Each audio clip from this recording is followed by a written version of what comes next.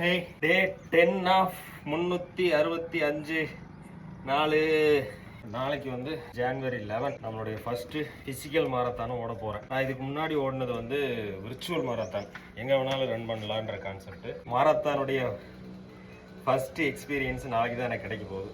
Search பண்ணிவிட்டு 2 kilometre முடிச்சுட்டு இன்னைக்கு டே கம்ப்ளீட் பண்ண போகிறோம். ஸோ நாளைக்கு என்னோட ஃபஸ்ட்டு ஃபிசிக்கல் மாரத்தான் க்ரௌடில் ஓட போகிறோம். அதுவும் 10 கிலோமீட்டர்.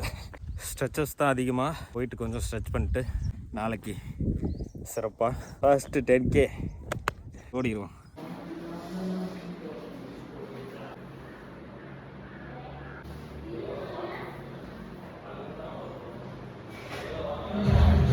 நீங்களும் ஒர்க் அவுட் பண்ணுங்க.